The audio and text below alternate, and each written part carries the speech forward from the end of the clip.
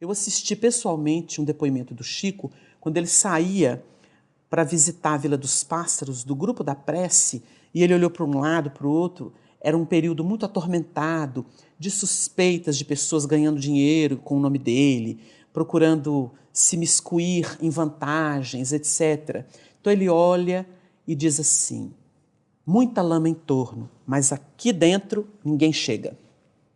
Então ele deu uma aula com isso, porque a pessoa que vive seguindo a sua consciência, ela foge desses aspectos. E é o que a gente percebe lá nesses estudos que André Luiz traz no livro Libertação. Porque ele entra nas furnas tornando-se mais denso, criando uma identidade, vamos dizer assim, para não chamar a atenção deles, porque ele tinha uma condição mais elevada, vivendo em nosso lar.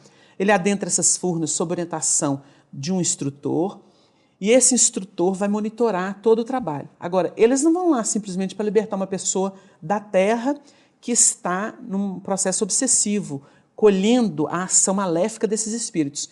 Eles vão ajudar esses espíritos. Então nós temos, por exemplo, a expressão do Saldanha, que é um executor das ordens do Gregório, que é o grande sacerdote do mal.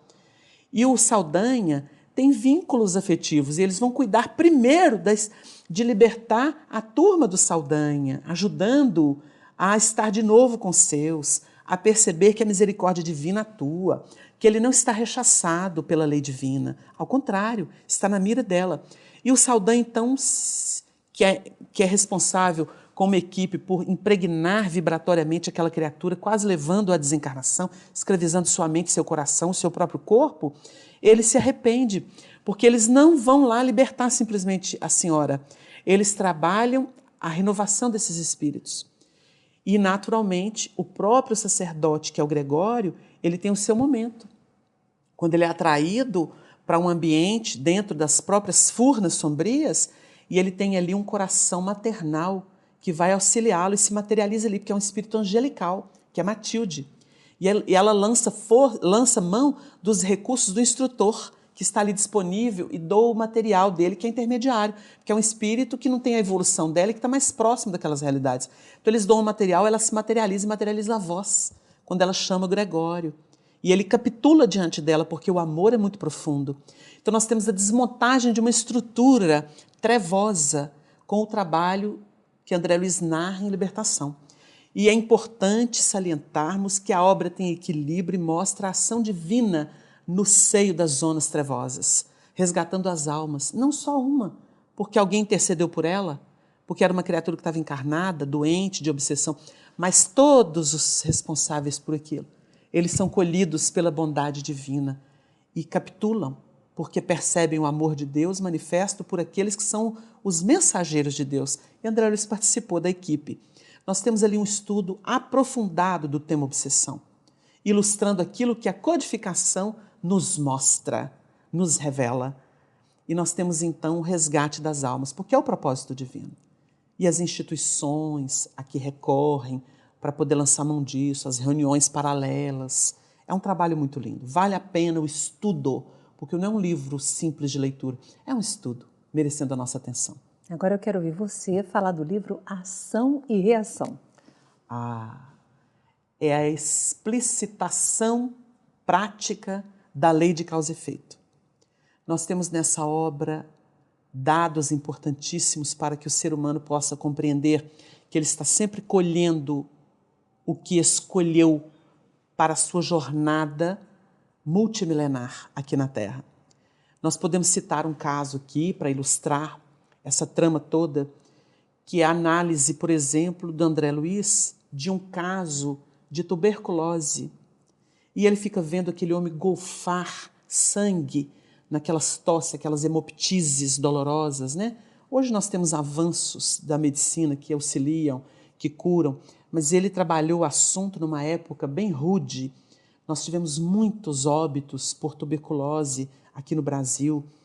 Inclusive, Minas Gerais tem instâncias de tratamento.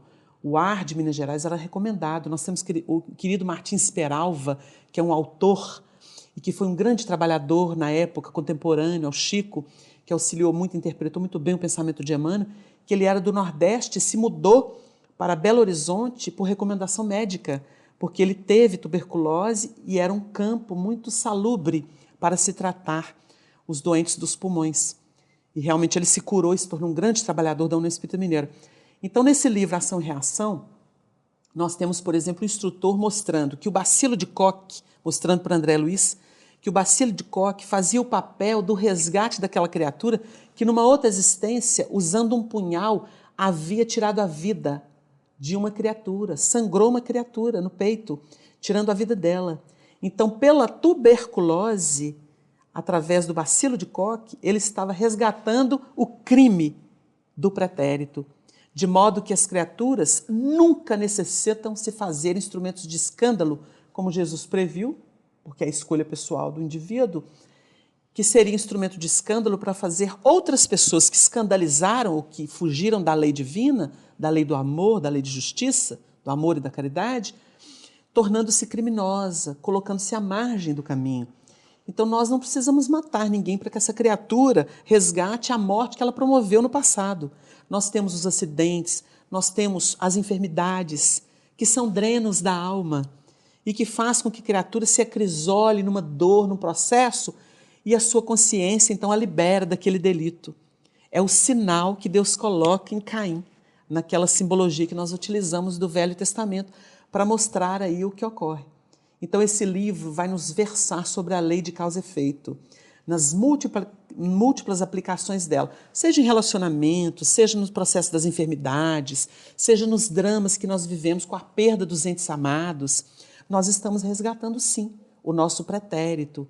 Quantas vezes nós temos, por exemplo, Dona Esmeralda Bittencourt, do Rio de Janeiro, de grata memória, ela teve um filho atrás do outro, desencarnando em acidentes, principalmente automobilísticos.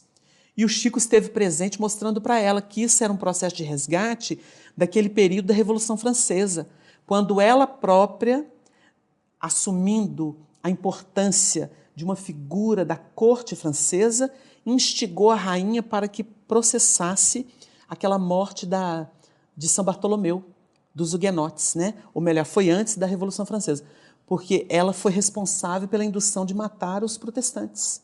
Então ela teve os filhos sendo colhidos por mortes trágicas e ela reconheceu todo o episódio, por que acontecia, em função da lei de causa e efeito, de ação e reação, e o Chico orientando ela sob a tutela dos espíritos, que ela tivesse força moral, porque ela estava resgatando aquele passado doloroso.